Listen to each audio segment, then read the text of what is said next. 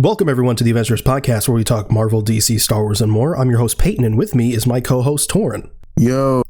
We have a fantastic, huge show for everyone this week. We're going to be talking about letterboxd reviews, and Torrin here is going to guess them based on the review. We also have the news of the week. It's going to be a huge week of news. Small disclaimer though, before we get into it, we are recording this the day of the Super Bowl, so if there's any Super Bowl news, cough cough, the Deadpool 3 trailer, then we're going to talk about that next week. But yeah, let's just get right into the news. It's we got a lot to talk about. First up, some sad news. Carl Weathers did pass away at 76. Crushing. What a legend. Yeah, it's pretty sad. Pretty sad stuff. We previously didn't know the cause of death, but the family did say that he did pass peacefully in his sleep, which is good, all things considered. But apparently he did pass away due to a heart condition that he's been dealing with for years now. I think what sucks about this mostly is, like, obviously we lost a legend, and that alone sucks, but like he was like just getting into directing, and he seemed like really excited about that, and that creativity's been cut short, so that really sucks. Speaking of which, Carl Weathers, by the way, is he's been in Rocky. He was in Predator. If anyone's listening to this, he's probably most well known in this sort of circle for playing Grief Karga in The Mandalorian. Yeah, he was also Action Jackson, of course. What a god! I know. He was so great. He's such a great actor. Like, he was fucking huge for the time. I know. Gigantic man. I still think about that interaction that him and Arnold have in Predator. You son of a bitch. I'm just like, oh my god damn, those fucking forearms are just huge, massive. But man, he's such a great actor. And like, I've heard he's just super positive too. Like, he just has like a wonderful like aura, positivity around him. Yeah, apparently he's a super nice guy. Yeah, it's always the nice ones, huh? I know. It's not cool. It really is. It's not. I can't wait to have a piece of news where like, hey, this piece of shit died. Let's celebrate. But moving on, The Mandalorian and Grogu were released in 2026. This caught me by surprise because I was expecting a 2025 release, because I'm pretty sure they're going to start filming later this year. And the fact that it's 2026 is a ways away now. So we're gonna be pushing 30 by the time we get more Star Wars movies. Yeah, I hate that. That's fine. I mean, that's okay. Disgusting. That hurts me deeply. But this is according to Deadline. Millie Alcock has been cast as Supergirl in the DCU. Cool. Yeah. Yeah, I don't know much about her. I know she's in House of the Dragon, which is very popular. But I'm not a Game of Thrones fan, so I've not seen it. But if James Gunn gives the cosign, then I'm sure she's great. And this is according to IGN. This is sad. Kevin Conroy recorded lines as Batman from Batman the Animated Series for one final project, which was Crisis on Infinite Earths Part 3. It was also reported that Conroy also recorded lines for Batman Caped Crusader, but Bruce Timm said that he passed before he was able to record anything. I imagine he was probably going to be like Thomas Wayne or something. That would have been that's really bad. Yeah, that fucking sucks. Although a lot of people are rejoicing that his final performance isn't Suicide Squad Kill the Justice League. Yeah, I still don't know. I've been hearing stuff about that. I won't get into that because you want. Yeah, I still don't know the details. I just know people are real mad. You want a game that's going to go on sale in about 3 years, so... I want a game that's going to go on sale in about 2 weeks because no one's buying it. Yeah, that's true. I remember, because I know that people have been playing Arkham Knight more because... Yeah, Arkham Knight got a huge player bump. Yeah, that's nuts.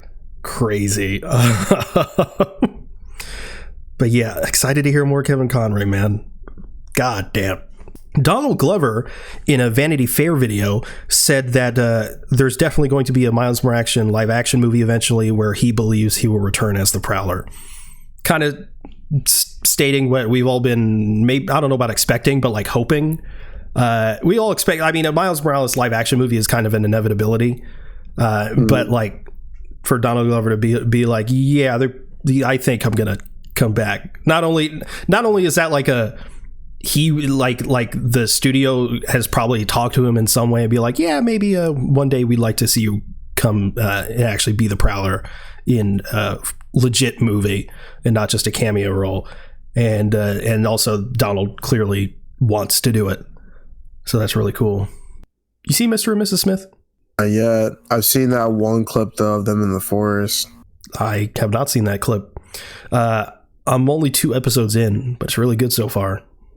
I like that. There's a scene where like, Bros, don't spoil it.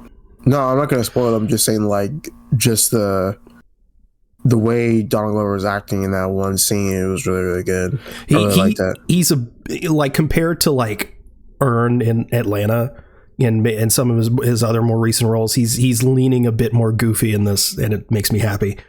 Yeah, so much fun you guys have. Indeed.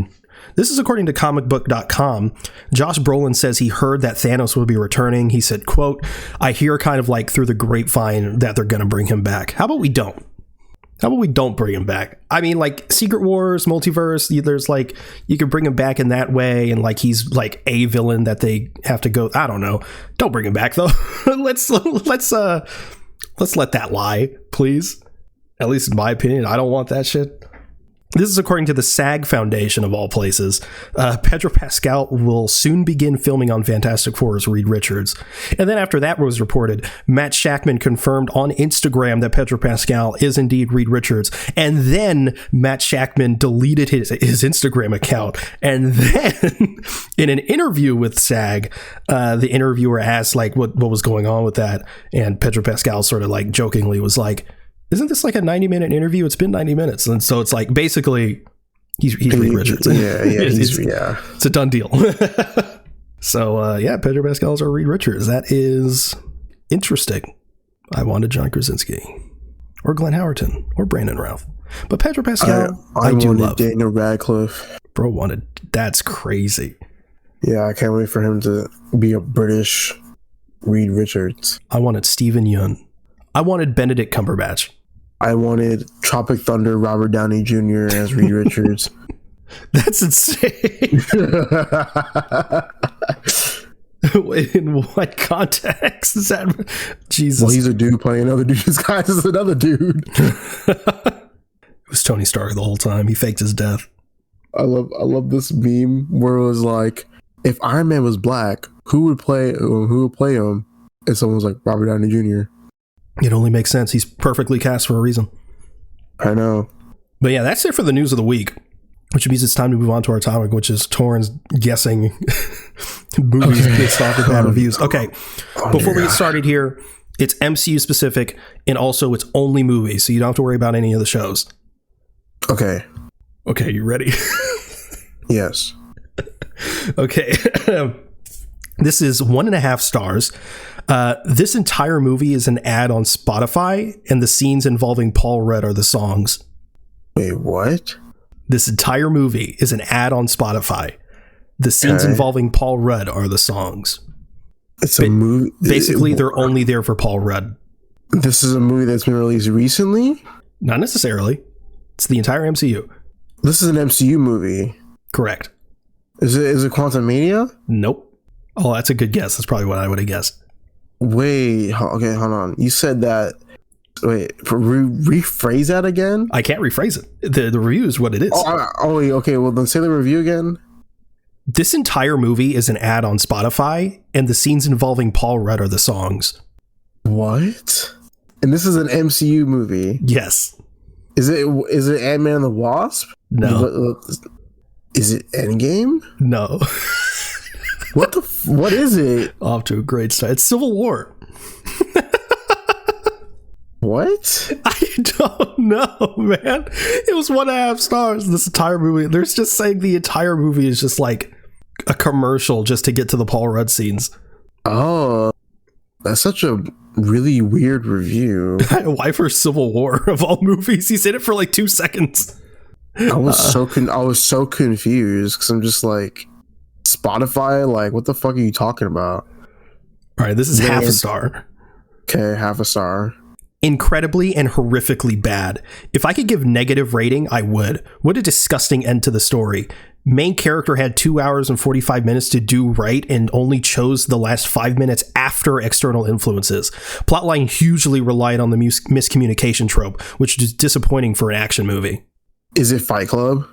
No! Is that an MCU movie? Oh, this is MCU. Yes! I said that! And then you asked if it was, and I said yes! I thought these reviews are just like movies in general. All MCU movies. And I said it's MCU movies, but no shows, so you don't have to worry about that. Oh, that's my fault. So you said say the review one more time. It's half a star. Yeah. Incredibly. Oh, by the way, in some of the reviews, I do replace like an actor or director's name with the main actor or the lead or the director. Mm-hmm. So yeah, okay. Anyway, incredibly and horrifically bad. If I could give negative rating, I would. What a disgusting end to the story. Main character had 2 hours and 45 minutes to do right and only chose the last 5 minutes after external influences. Plotline hugely relied on the miscommunication trope, which was disappointing for an action movie. Is it Endgame? No. End to the story. 2 hour. Is it Black Panther? Wakanda Forever? Yes, it is. Yes, it is. Yeah, because yeah. Okay. Yeah, so you agree with this review? No, I don't agree. I'm glad that I got it right because it makes sense. Because like Wakanda Forever is fucking long as shit. Long as fuck, bro. Long and harrowing movie. Talk about a movie that is not rewatchable, but is also a fantastic movie. Yeah. This is 1.5 stars. Okay. This is a long one, so everything that made this character such a refreshing, entertaining, and thrilling ride is completely discarded in this sequel and possibly their worst film to date. A pathetic follow-up to what was and still remains a fascinating action adventure. Even the main actor's charisma is unable to conceal his poor narrative and shoddy execution. With a great director, it's hard to believe that it's the same guy who helmed the last picture, as he seemed to have forgotten everything that made the previous film work. The writing is terrible from the beginning, for the concept has clarity on surface, but lacks the required material underneath. Add to that, the awful editing makes sure every irrelevant scene makes its way into the final print. And for the rest of the technical elements aren't even worth mentioning. On an overall scale, this movie is a major step down when compared to its predecessor. It is a massive downgrade in almost every filmmaking aspect and a definite loss of opportunity to build something spectacular after such a sturdy platform was provided to it by the first film. Even the action is boring and is over way too quick. The villain isn't intimidating enough, and majority of its characters are mere caricatures. One of the worst sequels ever made. Is it Iron Man 2? Yes, it is. I knew it. Yeah. Yeah, that makes a lot of sense because of course I knew it was a sequel. And then I knew he said the main villain is boring. I was like, okay, it has to be Iron Man 2. I could have Thor 2 also would have made sense. Yeah. Because like one of the worst sequels ever made is insane. Yeah. Like I don't like it's not great, but one of the worst ever made. Like Thor 2's worse. Come on. But I also I get what they're saying. Anyway. This is 1.5 stars. Yet another Phase 4 turd. This one more infuriating than the others because the villain is so effortlessly good and the promise of actual fight choreography was so exciting that watching it all buried under shaky close-ups and endless CG touch-ups was a massive bummer. Okay. And this was what was the rating of it? 1.5. 1.5? Say it again. Say the review again. Yet another Phase 4 turd. This one more infuriating. Okay. Wait, is it Multiverse of Madness? No. Okay. Another Phase 4 turd. Yeah, this is hard because all of them are turds. Yeah, you're... Okay, hold on. Another Phase 4 turd. Okay. Yeah. Okay, actually, read the entire review. Yet another Phase 4 turd. This one more infuriating than the others because the villain is so effortlessly good and the promise of actual fight choreography was so exciting. Oh yeah, Shang-Chi. There you go. Yeah. No, because that's what I was pointing to that too. This one's 3.5 stars. This is technically a bonus because the score isn't actually that bad. And it's also really easy. After applauding at the credits, this guy beside me told his buddy that this movie is the best foreign film he's ever seen. What the hell? Is it? Is it also Shang-Chi? Yeah.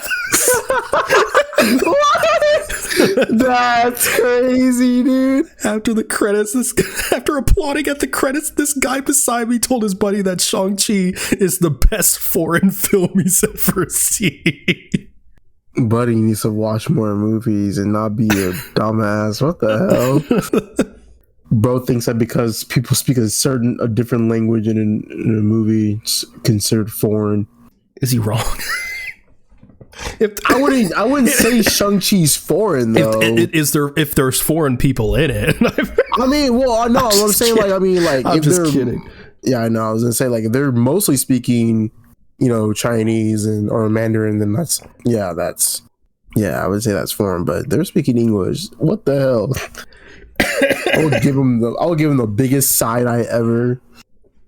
You heard that shit in the theater. You just look at him like, the fuck is wrong with you? Yeah, I'm like, what the fuck, bro?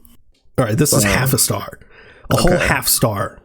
Beginning to think that the MCU is a money laundering front, because where is the budget going? This is one of the worst looking films I've ever seen, even by Marvel standards. Incompetent across the board, and at 30 films in, it's inexcusable for the biggest franchise in the world to be churning out films this bad.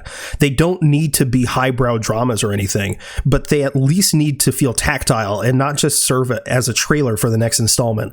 Guardians of the Galaxy 3 is looking to be the last breath of life in this franchise has left. Is it Quantumania? It is, yeah. Yeah, it makes sense. Thing is, I mean, I don't blame him for saying that because Quantumania is fucking bad. But I like it more than most. But like Incompetent, like it's one of the worst looking films. Like a franchise this big shouldn't be churning out films this. Yeah. And I appreciate they said they don't need to be like highbrow dramas or anything. Yeah, I feel like that's a lot of people's energy. Also, the Guardians of the Galaxy 3 gave it away. Yeah, it's like already they at least need to feel tactile. Like, Quantumania just feels like it's there. It's filmed in a box. Yeah. It's something, all right. It's a movie. It's the movie of all time. It is one of the movies of all time. This is also half a star. Probably the most overrated film of all time. A film that recapitulates, bro's using big words, a film that recapitulates itself up only because everyone barely watches films and has to choose a film to say is their favorite. A truly stupid piece of cinema that offends the senses by preying on the stupidity of audiences. And they said it's overrated. Okay, I have 4 guesses here. My first one, is it Thor Ragnarok? No. Okay. Is it The Winter Soldier? No. Is it Infinity War? No. What is an overrated Marvel movie? MCU movie. Is it? You're gonna love this. Is it Civil War? No. Oh my god. Okay, I'm gonna guess one final time. Okay. He said this person called it overrated, right? They specifically said the most overrated film of all time. Is it? No, it can't be Endgame. No.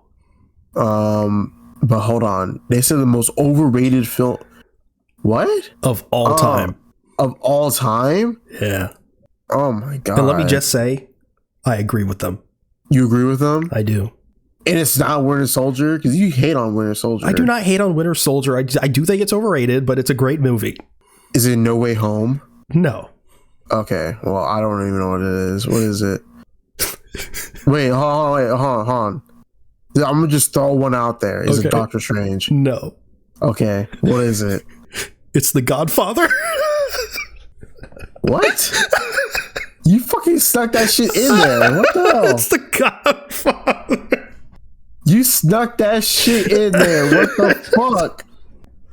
You couldn't figure that one out, bro? What? And I fucking dude, fuck you.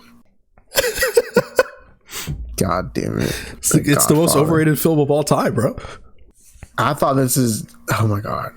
Is this I'm having a stroke. Is this all MCU letterbox, or is it you just want to throw that in there? Yeah, to throw me off. Just want to fuck with you. Because I'm on a fucking streak. Fuck off. Okay. This is 2.5 stars. See, guys, twinks can be heroes too. That's fucking nuts. That's a crazy review. I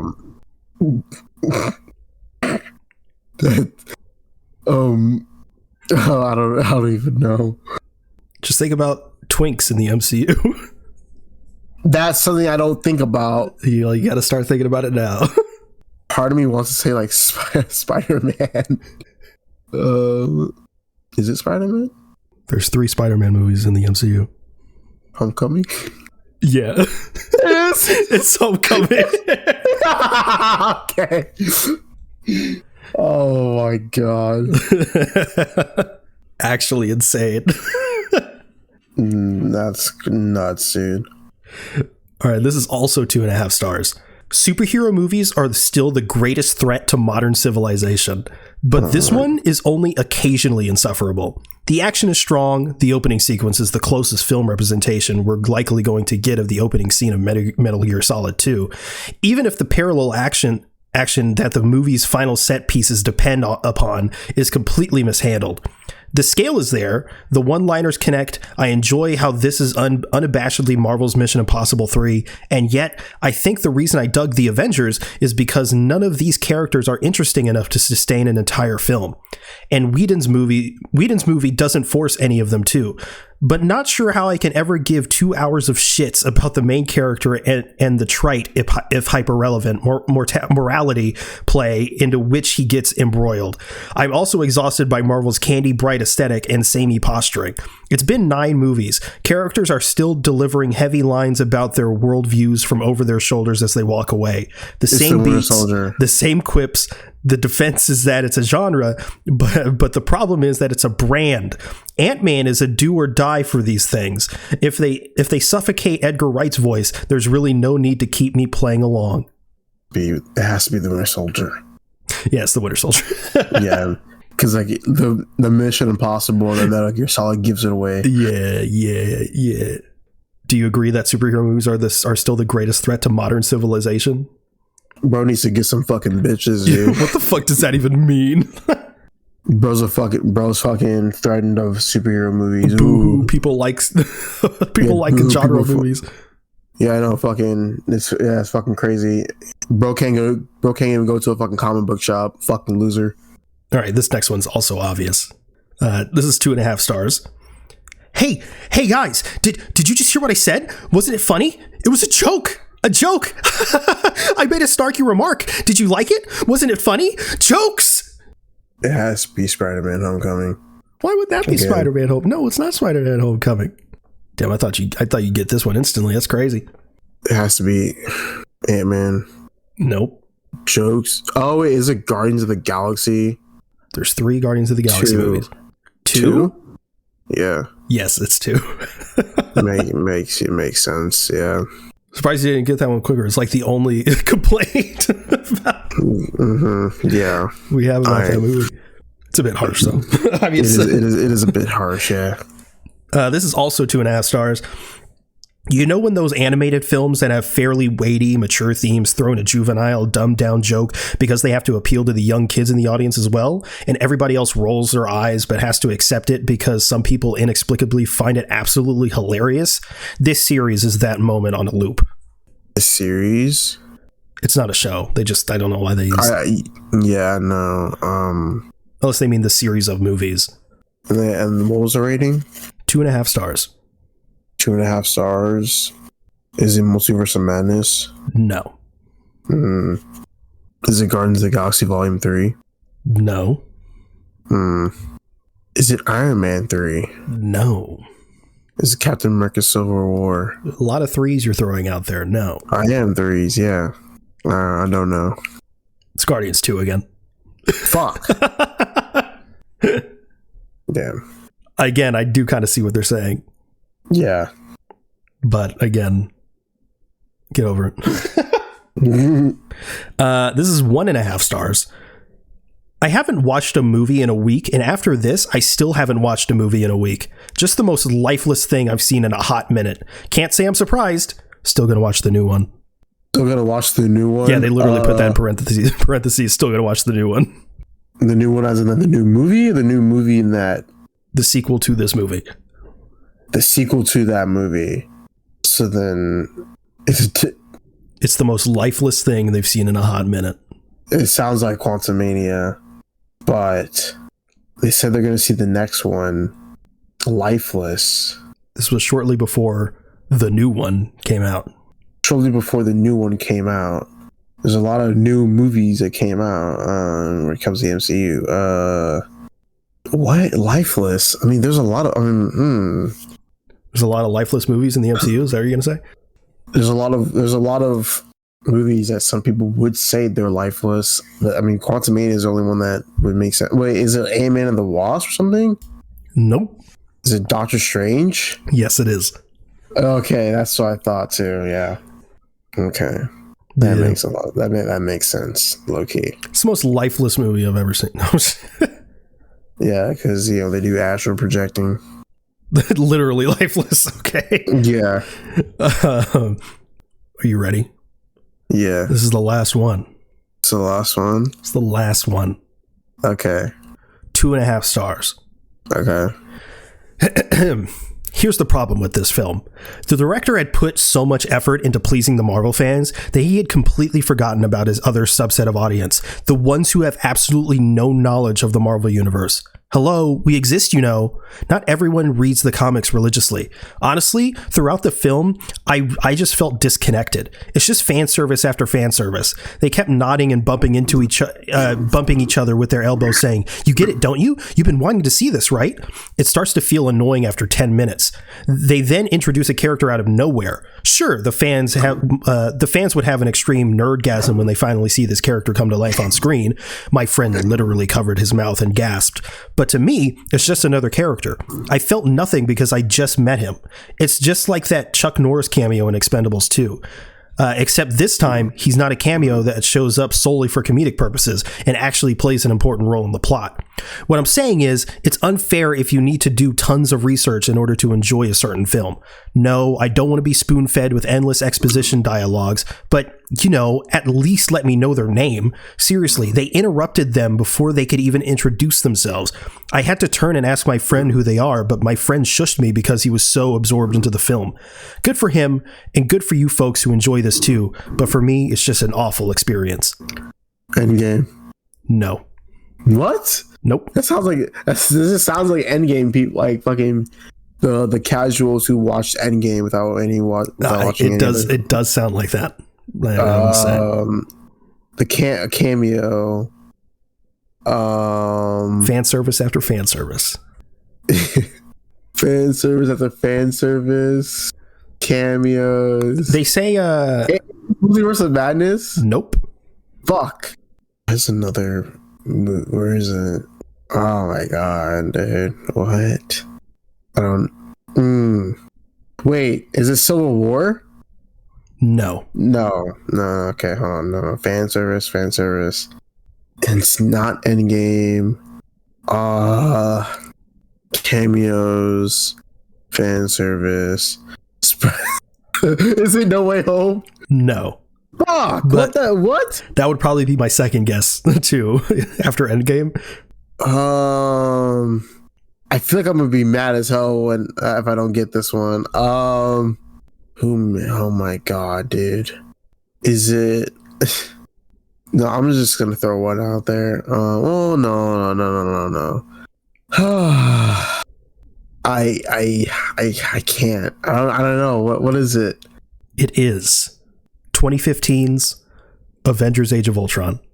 Oh, okay. Well, I don't know about fan service, but exactly. I know, that's what I was reading, and I was like, huh? What they're talking about is Vision. And they're like, they didn't say their name like at all. I'm like, they said it multiple times. He doesn't introduce himself because he doesn't have a name yet. Thor says he has a vision, and so they just called him the Vision. Mm-hmm. Yeah. What a dumbass fucking review, dude. You're a dumb fuck. And they say that like not everyone reads the comics religiously. You don't have to. Now I will say like Age of Ultron, it does like throw a lot of things at the wall and like sets up a bunch of stuff. And in that sense, I can understand how it might not be enjoyable. But like the complaints that they're talking about, I'm like, this isn't like I'm not sure what they're like. What fan service really, other than like cool stuff happening? Because like when I watched Age of Ultron for the first, like I didn't know who the fuck Vision was. I did. Okay, good for you, fucking Marvel expert. But yeah, that's it. That was fun. I had a good time. I love throwing the Godfather in there. Fuck off. You did terribly, by the way. What a terrible performance. On the day of the Super Bowl, too. I expected your A game, but... I was actually on a streak until you threw in that Godfather shit. All right. Did you watch anything this week? And by did you watch anything this week, I mean, just tell everyone the 1,500 things that you watched this week. I didn't watch that many things, dude. Yes, you fucking did. I'll go first. What? You want to go? Okay. Actually, no, you go first. You go first. No, because, you can go first. No, you go first because we both had Dumb Money. Because I think that's where you left off. Dumb Money? Yeah. Dumb Money. That was a long time ago. Yeah, but we didn't talk about it. Wait, when? 29th. Okay. That's right. Okay. All right. So you want me to go first? Or you go first. You go first. All right. So of course we both had Dumb Money. So just so cool. It's a cool movie. It kind of reminds me of like, it's The Big Short, but not as good. Yeah, they had a Big Short, but like smaller scale. Yeah, I don't know. I wonder if this would hit harder if there was like some time had passed because it like just happened. Yeah, no, I feel you. It like literally feels like it was like yesterday. It's kind of like a flashback movie, which is insane to think about. It's insane to think about like it's like watching movies about events that recently just happened, and we're like, dude, like yeah, and like The Big Short came out 7 years after the housing crisis. Yeah, but of course then like, we were kids. Years. We were kids and we didn't even know that was like exactly. So there's happening. Like, yeah. I wonder if like, I wonder how young kids are gonna feel if they ever watch this like years later. Yeah, this is their Big Short with solid performances from everyone. For sure, yeah, but mostly Paul Dano. Yeah, Paul Dano was really cool in this. And then I watched Maestro, which is directed by Bradley Cooper, and it was written by Bradley Cooper, I think too. It was actually pretty solid. And, you know, kind of tells the life of what was his name? Dang, he was a composer. I'm trying to figure out his first name. His last name was Bernstein. I think it was Larry Bernstein. I think so. Oh my goodness. I don't know, man. I can't think of it right now. But anyways, it's a romance and it's a musical and it's actually really, really cool. I love how like part of the film is like, in black and white, the other part of it is in color, and it shows his life as a bisexual man, and him just caring about his job sometimes more than his family. And it's overall just a great movie. Then I watched American Fiction with Jeffrey Wright. I think this is pretty solid too. Jeffrey Wright obviously gives a great performance in this, as well as Sterling K. Brown.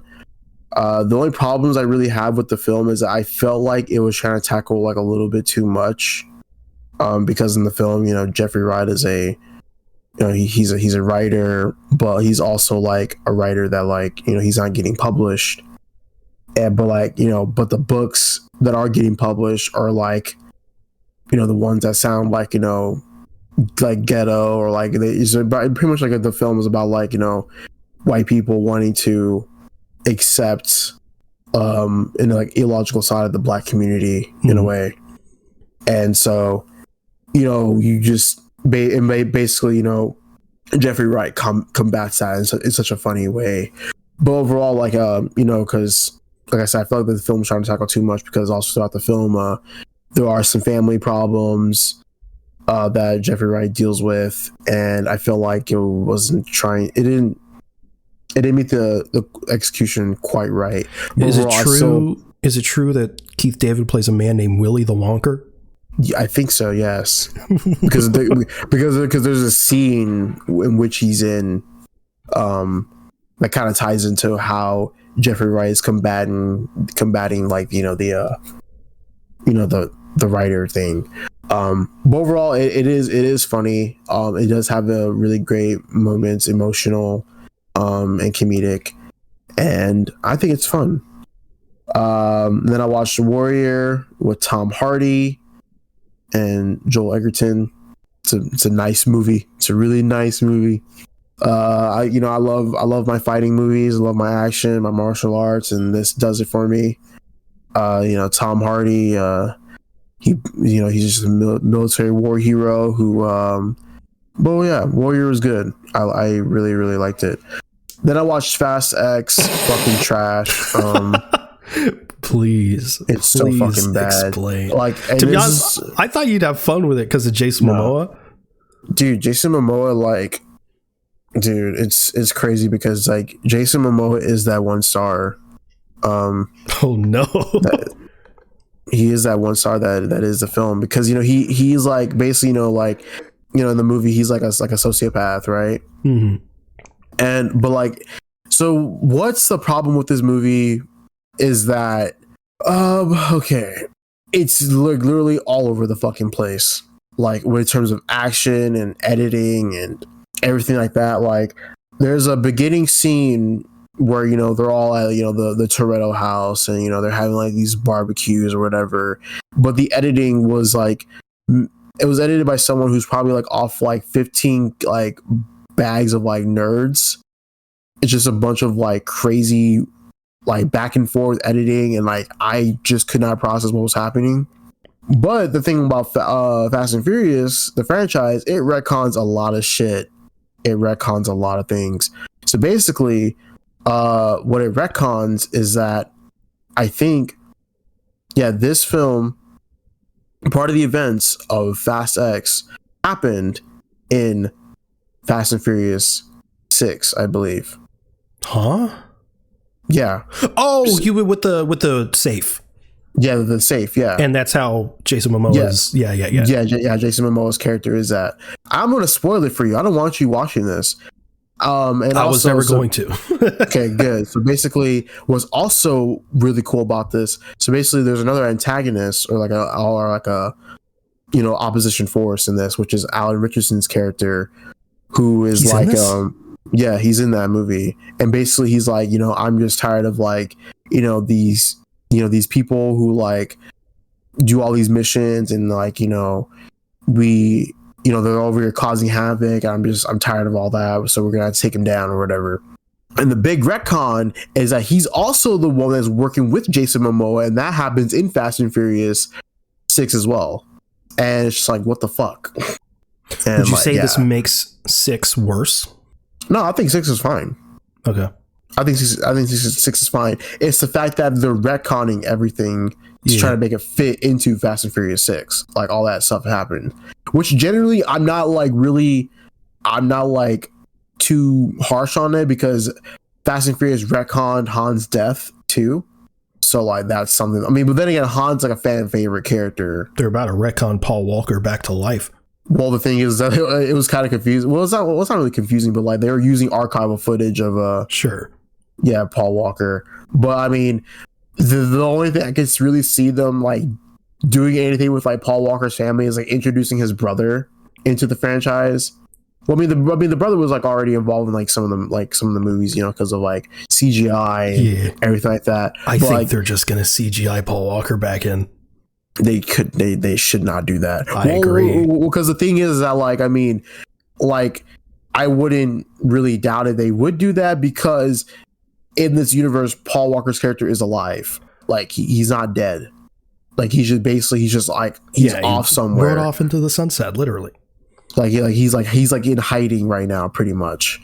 So they were to do that. It's like, okay, well, like, I knew what they were gonna do, but I'm sure they're just probably, if they were ever gonna do that, they'll just bring in his brother, because his brother like looks like one of his brothers looks exactly like him, like low key. So you think this movie is worse than 28 years later, or weeks later, or whatever? Well, I think they're on par. The only reason why 28 Weeks Later has a higher score is because of the intro. You know, I think for me, when it comes to Fast and Furious, it's just like, okay, I can tolerate this bullshit because it's Fast and Furious. But it's like with 28 Weeks Later, you're shitting on 28 Days Later. And like, you know, like I said, it took 4 writers to write that piece of shit, and it came out fucking horrible. So, yeah, that's Fast X. Then I watched Argyle, you know, with Henry Cavill, John Cena, Sam Rockwell, Bryce Dallas Howard. I'm sad that it's apparently just not very good. It's fun. It's a fun movie. It's a Matthew Vaughn movie. That's what it is. I really liked it. It's fun.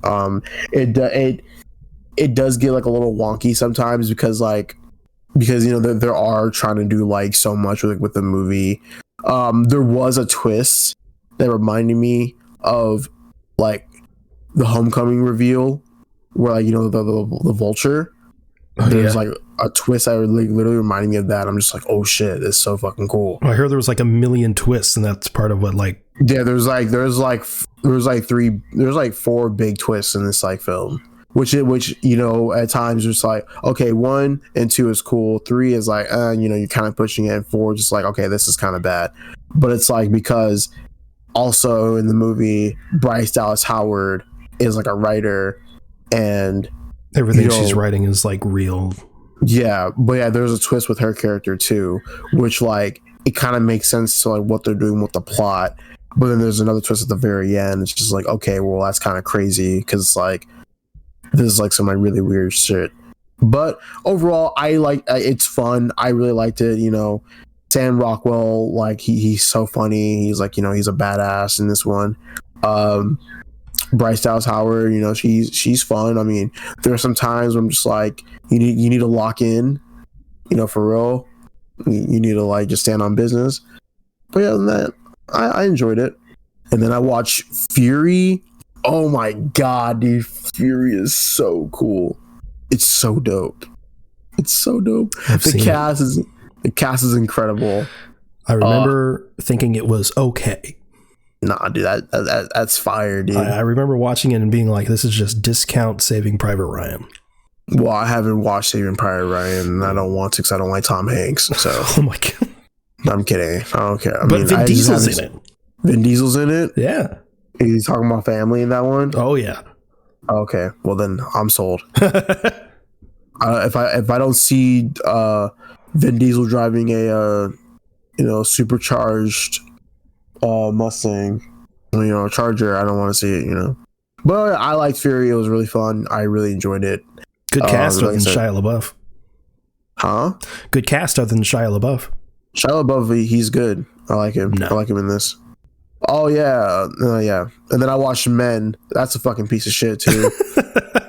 Alex Garland fumbled hard with this movie, bro. It's so crazy because, you know, it's classified as like a horror sci-fi, right?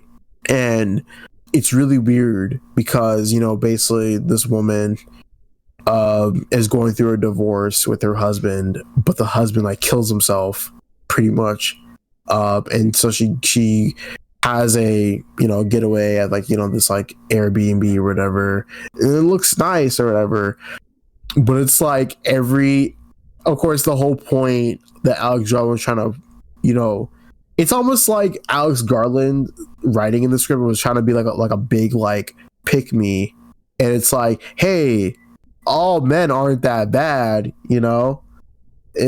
But like, you know, the whole thing in the movie is that like, yeah, like every guy she's meeting is like some fucking dick, and then it's just really it's an odd movie. It's really odd, and I don't like it. My friend was trying to warn me not to watch it, but I've been really wanting to watch it for like a while because, you know, it's like I do like A24, and I'm trying to watch more A24 movies. But have you seen Marcel the Shell with Shoes On? Not yet. It's coming to Netflix. So, well, I mean, I have Paramount and Showtime. Oh, So I could watch it on there. So, but yeah. Oh man, Men was bad. Yeah. And then I watched Past Men are Lives. trash. Moral of the Men are story. trash. I watched Past Lives, and that was a good film. I really liked it. There was some complaints. And this is like from like, you know, just people who are Korean. And so they're like basically like, you know, there's some stuff in the film where like it talks about like how like, oh yeah, her accent is like rusty because like, you know, she's a Korean immigrant going to like New York City, and she meets up like, you know, with like her it's kind of like a childhood friend or whatever, and they talk about like her Korean or whatever. But of course, you know, like I don't speak Korean, so I think her Korean's fine. And then it's also like a thing too where they talk about how you know, like basically the Asian woman's dating a white man, and of course, you know, the white man, he's you know, of course I understandably he's a little insecure because it's like, because he's white, he's not gonna ever, you know what it's like to be a Korean girl, you know, person who's Korean. And like he can speak the language all he wants, but he knows that it's not gonna happen.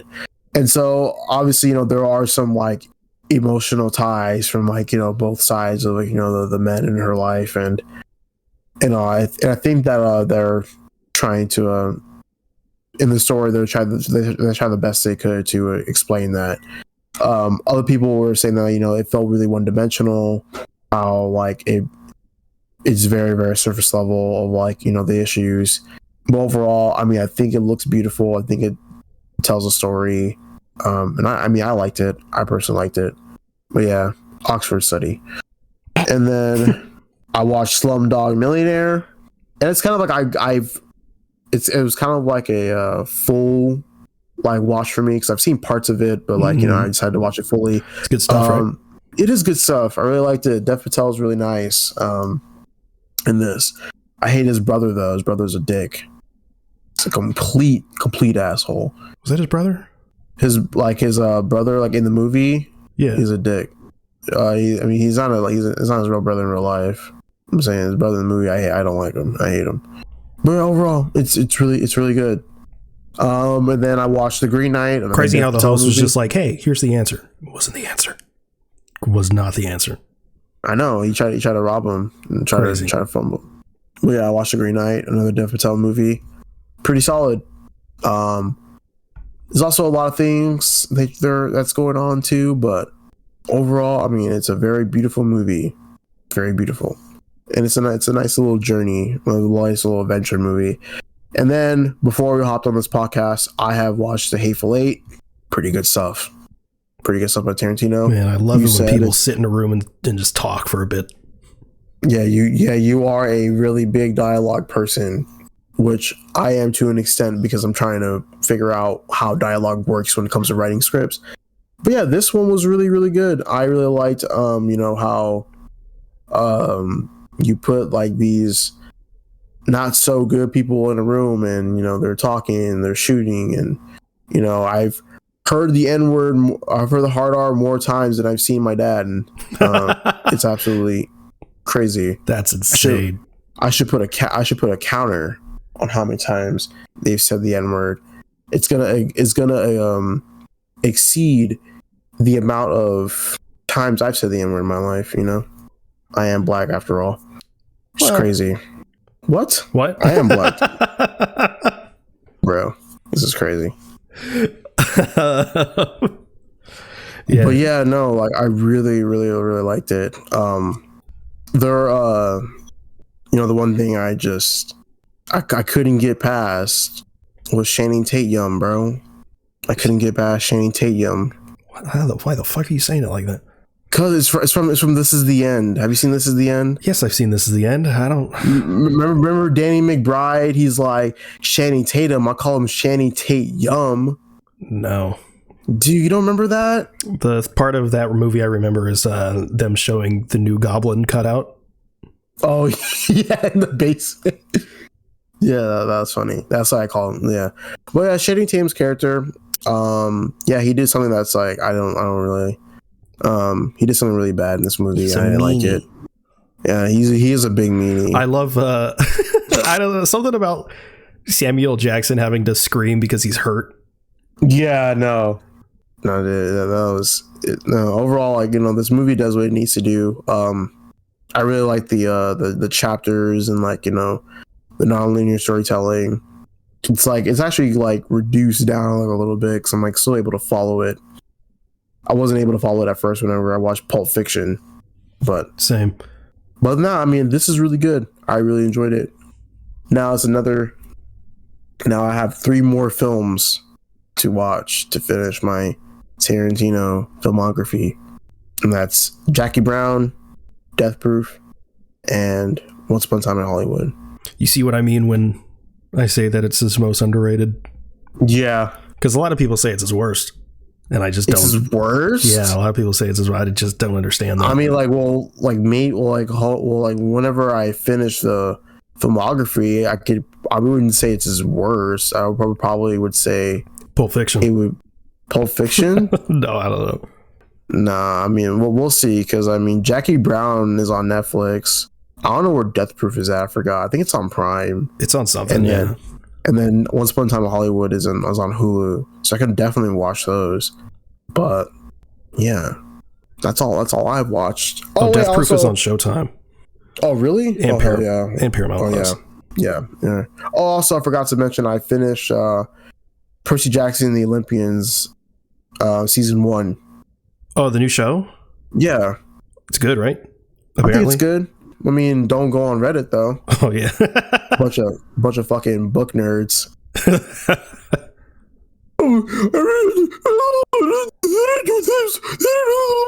Shut up. like shut up, bro. You sound annoying. And like, granted, I haven't read all the books. Like, I've only read up to the Titan's Curse.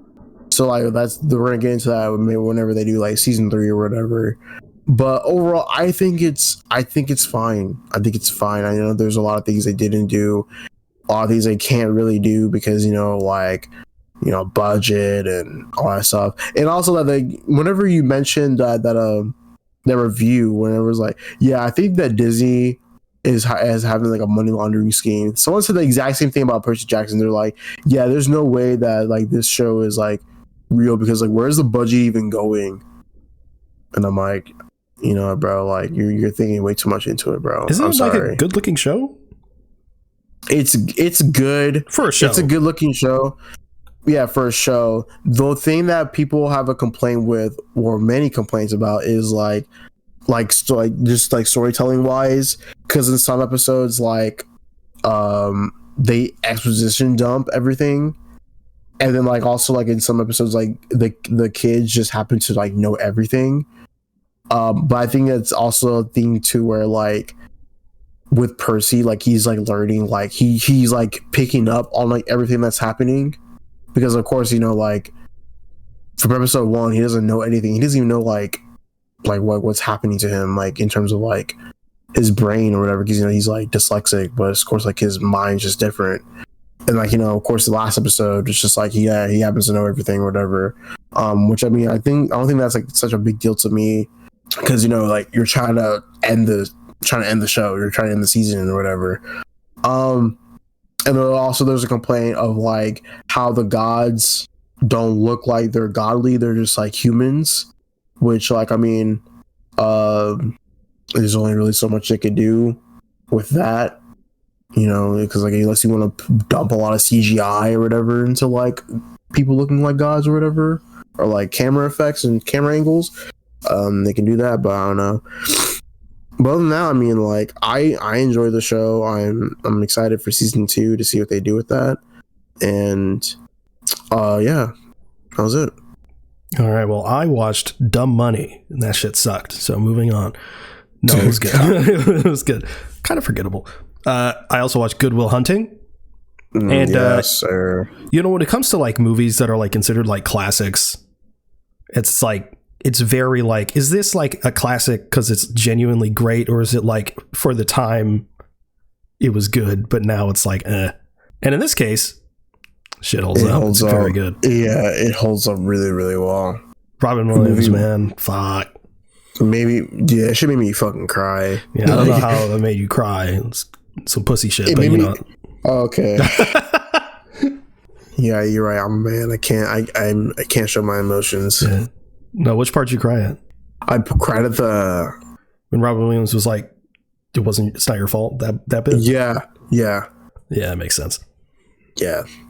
I'm like, dude, holy shit. This is nuts, man. I miss Robin Williams. What a god.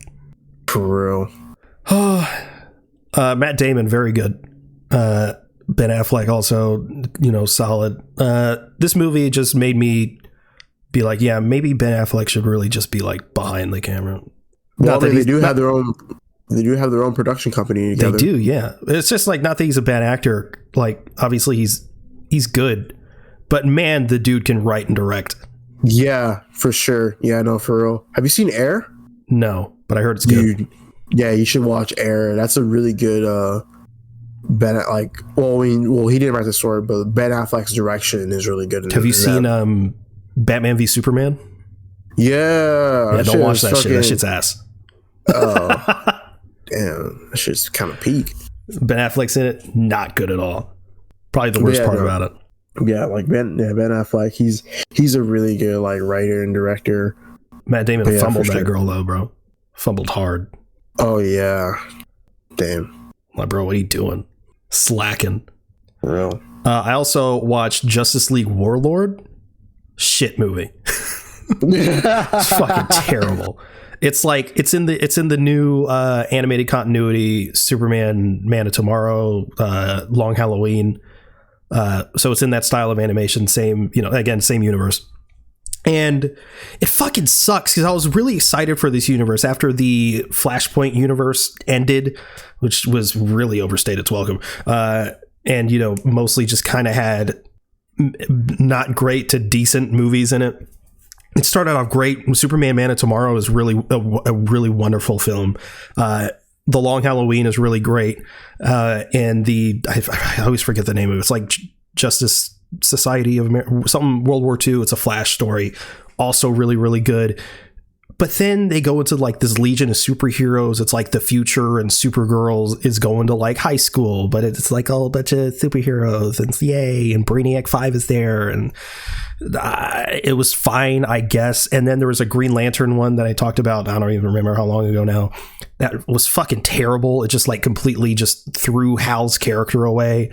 And then this one, it's like it. The concept that they had was really genuinely very interesting. They're like stuck in their own little like worlds. There's like a Western bit, and there's like a Roman Empire sort of bit. There's also like a 50s, like 40s, 50s detective style thing for Superman. They're each attributed to each character. That's also part of it. It's called Justice League Warlord, but it's just the Trinity. It's just those three, and it's just. You're building up this universe. You have Batman, Wonder Woman, Superman. You have the Flash. You have Green Arrow. You have Green Lantern, and they haven't been used other than their singular films. And it also sucks because this universe we finally get to like really hear Jensen Ackles as Batman, and he's doing a great job for what he's given. But the movies just aren't good, except for the Long Halloween.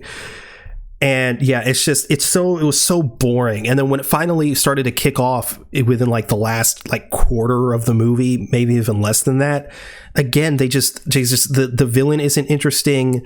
The action isn't interesting. It was just so boring. But then after that, I watched Batman Hush, which is in that previous continuity that I just never got around to seeing. Way better, immediately way better. The animation feels more fluid, and it's like I don't even have anything against the newer style of animation that they're going with, because it's a bit more stylized, and I'm okay with that.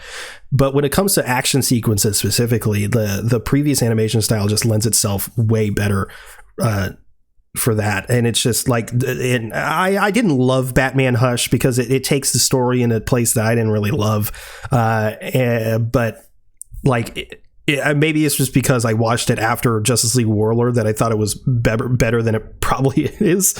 But like it was solid compared to Justice League Warlord, because that shit was ass. But Batman Hush was solid, but I didn't love the way it ended.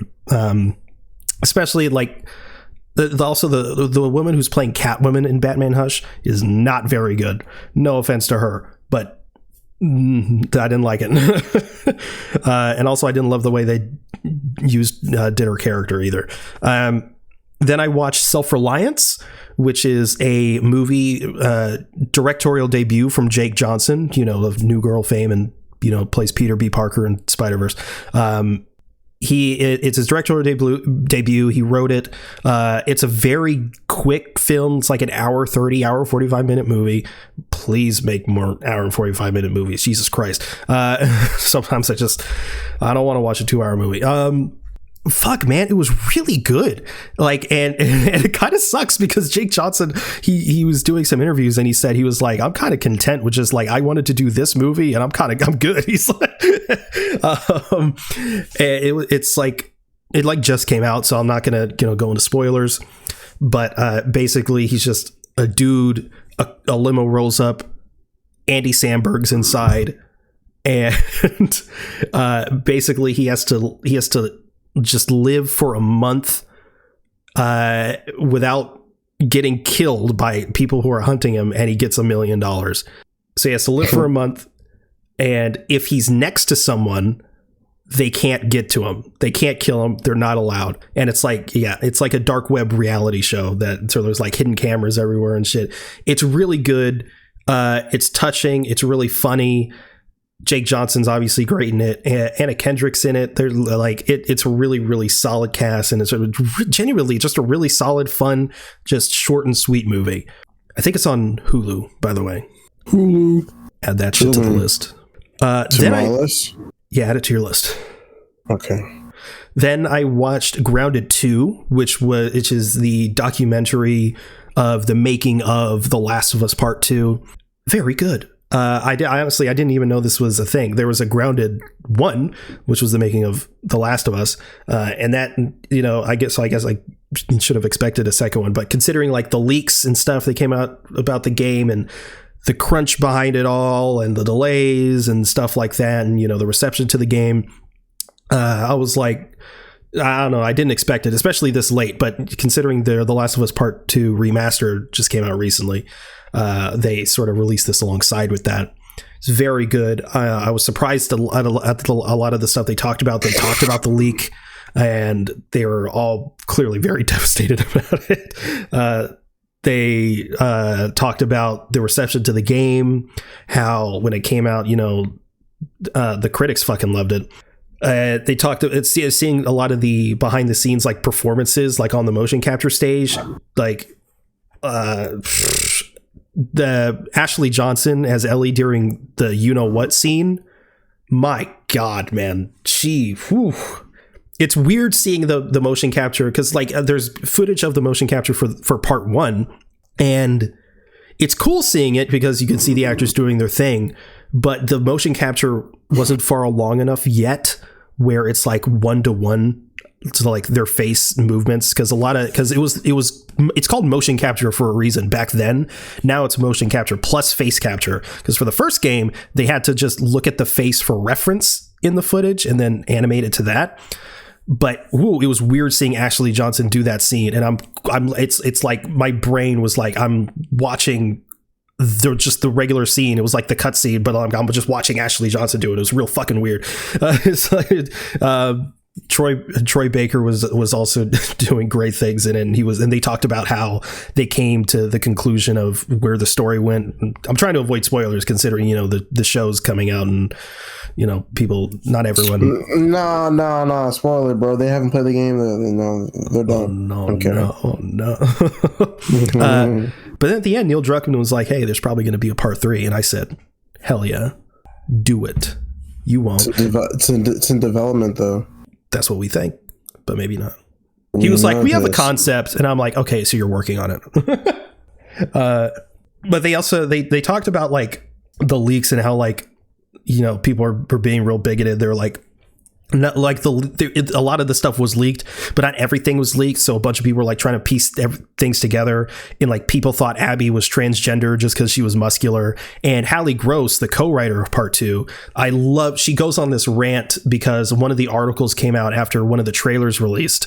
It was like Abby being hanged, and like she was trying to escape and whatnot, and a bunch of articles were like, it's glorifying female violence and stuff like that.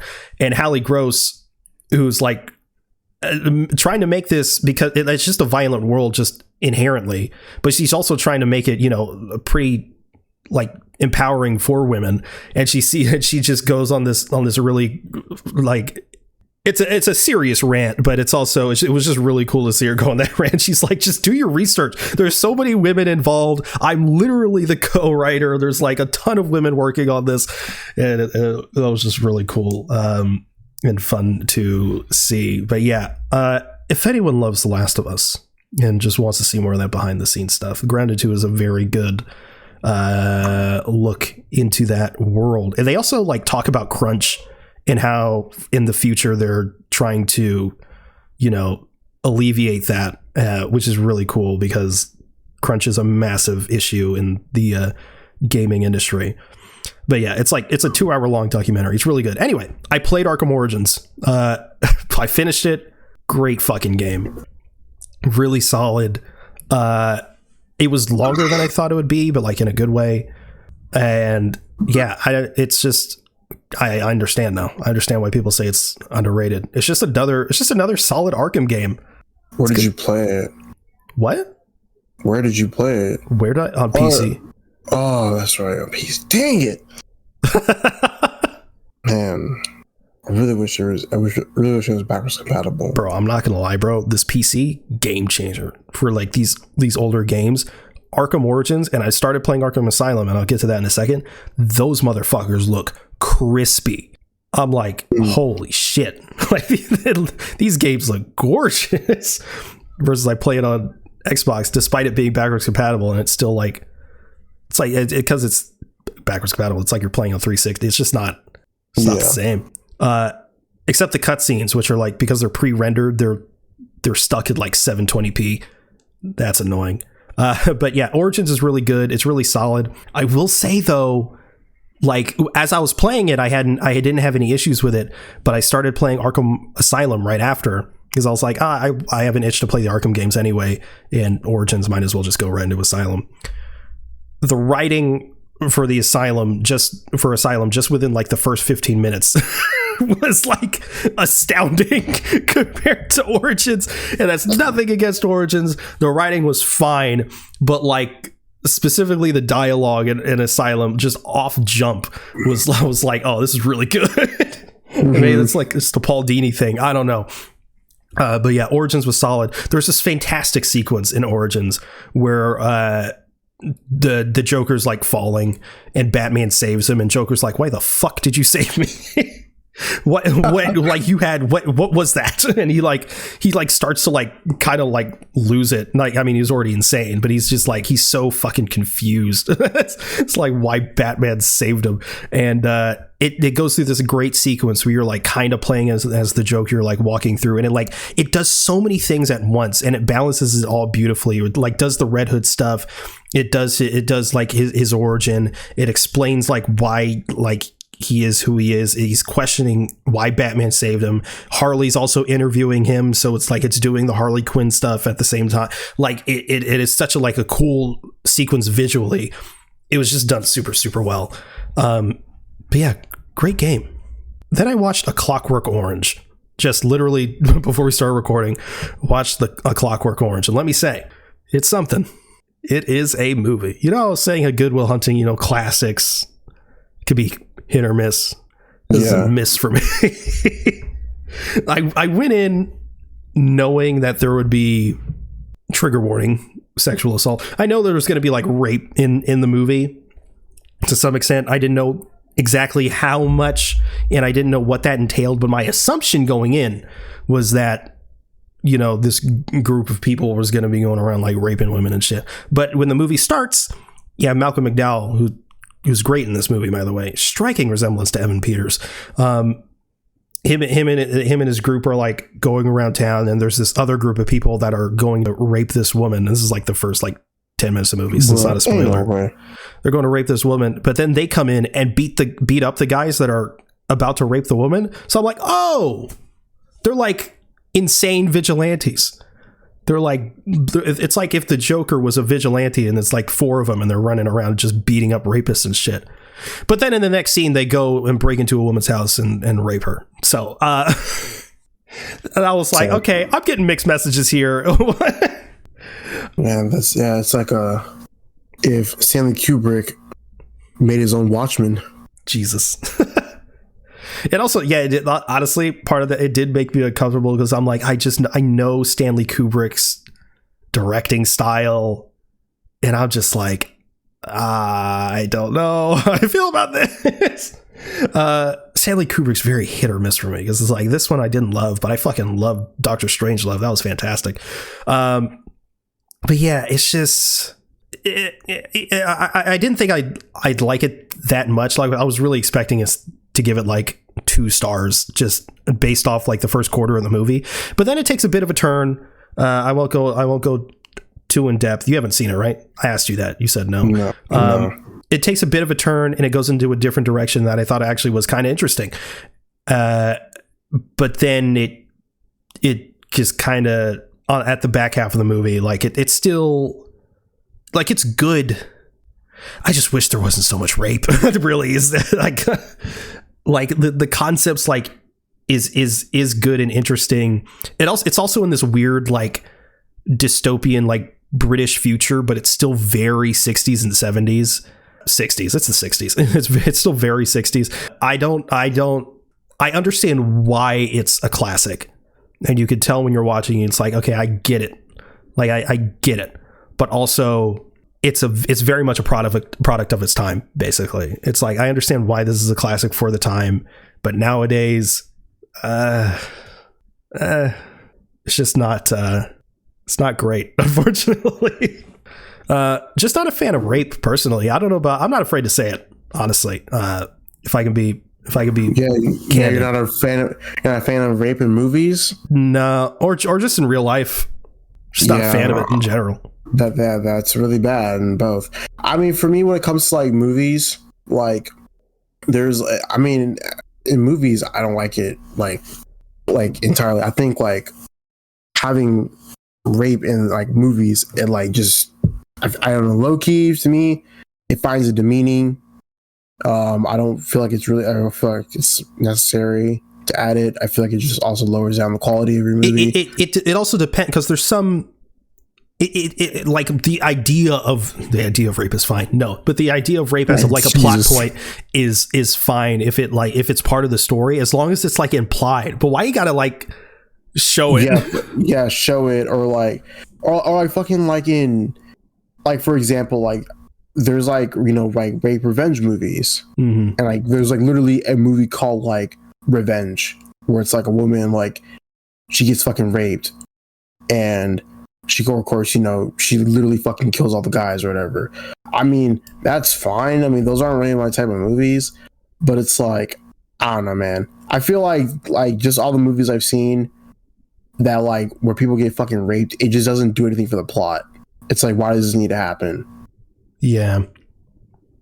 And so I'm just like, it's sort I don't know, man. With The Clockwork Orange, the idea is like in this sort of future Britain, the youth sort of run the world. Not like run the world, but like they sort of like run things. They're like out and about, and it's like young people and shit.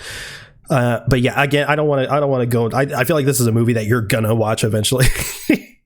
Yeah, probably. But yeah, it's not all about rape. I don't want to like make it seem like that's the entire movie, because it's not. A bulk of the movie is more of a psychological, not thriller, but it's more of like a psychological study than it is just about rape.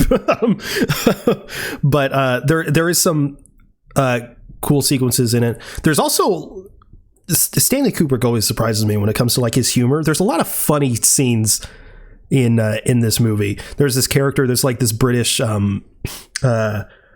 soldier, I guess, police officer. I don't know. I think it's a soldier. that he takes his job way too seriously, and it's really funny. And also Malcolm McDowell, his performance in some of the scenes is really good, and quite comical. But yeah, it's like I understand it on its own merits why it's a classic, and as far as its craft, it's obviously very well done, but it's just not for me. I feel like a lot of the concepts are just done in better in more recent movies. You know what I mean? Anyway, last but not least, Torrin, I've realized something. You know what I've realized? What? I don't care anymore. About what? Everything. You know what I realized about this podcast? Look, realistically, like, I love doing this. All right. It's a fun hobby. Realistically, though, is it going to go anywhere? Not likely. So I don't give a shit what I say. I mean, to an extent, but like, what am I protecting? You know what I mean? It's like, oh, I can't say that because, but it's like, I don't give a shit anymore. You know what I mean? So basically, I'm just talking about whatever. I'm just talking about whatever. This doesn't sound good. So Logic came out with a new song. Oh yeah. Yeah, Logic came. I'm not going to go into detail because like it's for like if you're not a Logic fan, I'm not going to like go into the whole Ultra 85 whatever blah blah blah blah blah. But basically, Logic's coming out with a new album. It's called Ultra 85. He's starting his rollout. He releases this new single called Fear. It's a very good song. But the music video, is, how should we say? It's about a man existing for 18 hours. That's about it. And people are pissed. Torn, why are they pissed? Because they're transphobes, bro. See, that's what confuses me. Because he's not trans. There's this weird intersect of like, people just don't understand. Okay, well, let me explain first. Basically, the music video is about just a dude just going about his day, and at night he goes to a drag show, and he dresses in drag, and he goes out on stage and whatever. And people are like, "Oh my god, Logic, how could you? Bowing to the woke left? Disgusting. I can't believe you would do this. Horrible music video. Terrible. I wish I could unsee this. Boo fucking who." And it's like, so many people, they're just transphobic, they're homophobic, but it's like, drag queens aren't trans. They're dudes who dress in drag. I mean, I'm sure some of them are like trans or like non-binary, but like, generally speaking, they're dudes who just dress in drag. And like, it's just, why is drag and drag queens, why is it so political? Why is it so politicized? They've existed for decades, and now they're an issue, I guess, and they need to be banned because, our children, as if they again haven't been around for decades. And it's like, it makes me think, like, imagine like old Looney Tunes cartoons were released now where Bugs Bunny is dressed in drag, which he did all the time, and he's like kissing dudes and shit. Like, and by they I mean conservatives, would be having a fucking fit. They'd be fucking losing it. Like, it's so fucking ridiculous. Like, drag shows were fucking normal. Like, why is it, like, oh, they're trying to groom our kids, as if their fucking pastor isn't diddling kids like last Sunday. Like, it doesn't make any fucking sense, bro. Like, and people are like mad at Logic specifically, even though despite a majority of his career, specifically since 2017, all bro has said is in his music, he just wants to spread peace, love, and positivity and preach for every man, woman, and child, regardless of race, religion, color, creed, and sexual orientation. And people are surprised that he's made a music video with a drag queen in it, and people are like, this came out of nowhere. I can't believe it. Like, what are you talking about? See, like, these are the fucking same people who like think that like The Boys isn't political. The Boys show isn't political, bro. Like, it's just crazy how like, people just like let this like go over their heads, bro, or like they just like, or they don't pay attention at all. And like, you know, Peyton and I, we were responding to comments and on the YouTube video, and there was this one guy, he just was trying to dominate the comment section with like just his like idiotic beliefs, and he was like, yeah, screw the woke, like all this, like, you know, our woke, the youth is dying because of all this stuff. And I'm just like, bro, like, why are you so offended, bro? Is this affecting your day? Are you okay, bro? Like, you sound upset. He's so mad. And I'm like, bro, like this shouldn't be affecting you the way it is. And then I'm like, bro, like he was just going up and down, and I'm just like, some guy, he was like, screw the woke, and I'm just like, it's not woke to be human, like it isn't. And then this guy was just going off, dude. I'm like, what the hell is wrong with you? Like, you look like silly, like saying this. Like, you probably were never even like a fan of Logic. You just want to hate. But what I think is pretty funny about like drag queen hate is like people are always like, oh, it's inappropriate, and oh, the children or whatever. If anyone has ever seen a drag show, 99% of the time they're like covered from head to toe, like in layers and like these convoluted dresses and outfits with like little skin showing. And if they're like, it's not, nothing about it is sexual, like at all. But what I find funny is they're like, oh my God, it's so sexual, and you know, it's inappropriate. Meanwhile, they're at the football game watching cheerleaders in super tiny skirts and tiny tops, like tossing their legs up and shit, and their children are also there, and they're like, this is fine. So what I think is, they see the drag queens and they know they're men, and they get a little turned on by it, and it scares them. Yeah, because there's no way a grown man should be acting like that for real. God forbid a person just exists and does something for fun that is literally hurting nobody. Yeah, well, like in this comment section, I'm arguing with this one dude, and he literally says that like it shouldn't be a problem, that like it's just my opinion that like I don't like gay people. Like, huh? What do you mean? Like people have outed themselves in that comments. I'm just like, bro, you are clinically ill. You need like serious help. If you think drag queens are groomers, or you think drag shows are inappropriate and should be banned, kindly, respectfully, kill yourself. I don't care. You're literally a waste of oxygen. I don't give a fuck. I don't care. It's not just a difference of opinion, because a difference of opinion is hey, you like ranch and I don't. That's a difference of opinion. Hell, a difference of opinion is, hey, I think like fucking, I'm not saying you do, but I think Biden's doing a bad job and you do, and you think he is. It's like, that's a difference of opinion.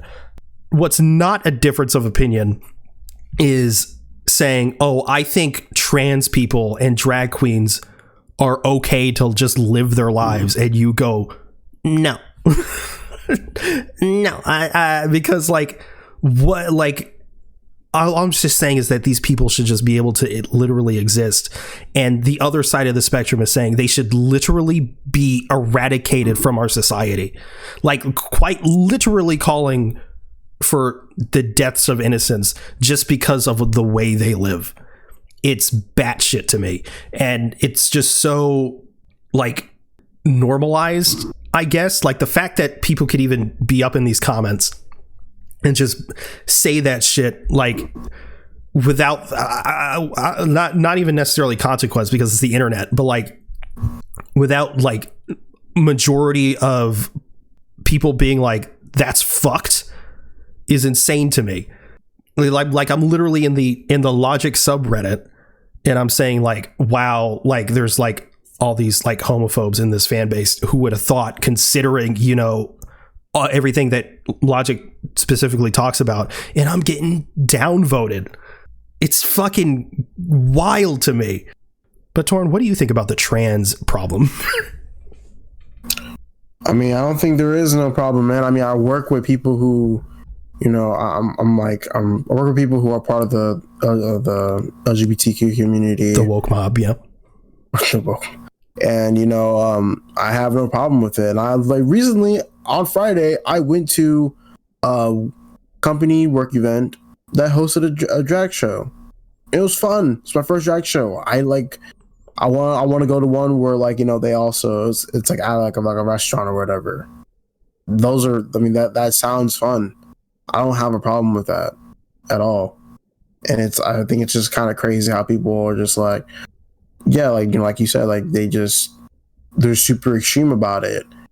And it's one thing, you know, like, it's just like, actually not even like one thing, like, it's just absolutely insane how people can just be so hateful like that. And then they're just like, oh, well, like, I'm not hateful, I'm just speaking my opinion. Well, yeah, your opinion is fucking dumb. Like, it is inherently hateful. Exactly. And then it's also like, you know, I'm not even going, that's a different conversation for another day. I'm not even going to talk about religion or anything. But yeah, no, it's just like, dude, like, if this isn't fucking you, if this isn't fucking up with your financials, if this isn't feeding you, why the fuck do you care? Like, seriously, like, this ain't like, at the end of the day, you're gonna go to sleep and fucking wake up and the shit is not even gonna affect you. This shit ain't gonna fucking take your kids. It's not gonna fucking take your house. Like, it's not fucking with you, dude. I found the comment. He literally said, so people can't hate something just because it has a gay person in it? What's really corny is calling people bigots or homophobes when they dislike something that has a gay person in it. Like, how blatant can you be other than just saying, I don't like gay people? Literally. Absolutely batshit, dude. Anyway, Super Bowl's today. Who you rooting for? I'll just say Chiefs. I'll say whoever the other team is. 49ers? Yeah, sure. I don't know. Can't wait for that Deadpool 3 trailer. I can't wait for Wolverine to be in 2 seconds of it. I know, right? But yeah. Anyway, is that the show? That is the show. All right. Thank you, everyone, for listening to the Avengers podcast. If you want to follow us, we're at Avengenerds on Twitter. That's AVENGE Nerds, all one word. If you want to follow either one of us, you can reach me at @Zenith_ on Twitter. Where can they reach you? Nowhere right now. Nowhere right now. That's insane. Nowhere. Bro deleted his account. We also have a Discord if you'd like to join the conversation there. Those will be linked in the show notes. You can also check out our link tree for any additional links you may be interested in. You can also review the show in-app on Apple Podcasts. If you can leave 5 stars in a review, it would really help us out. Speaking of reviews, we have one here from Davy Duck 12345. It says, entertaining and informative. 5 stars. This podcast is one of the only ones I listen to. The hosts are very funny and are clearly knowledgeable about the subjects they talk about. I'd recommend this podcast to anyone. Why, thank you. It's very kind. Thank you so much. Yeah. Again, leave 5 stars a review if you could on Apple Podcasts, please. And we'll read one out just like I did just there. 5 stars, please. Yeah, we'll see you next week with Madam Web, probably. Later. Free Palestine.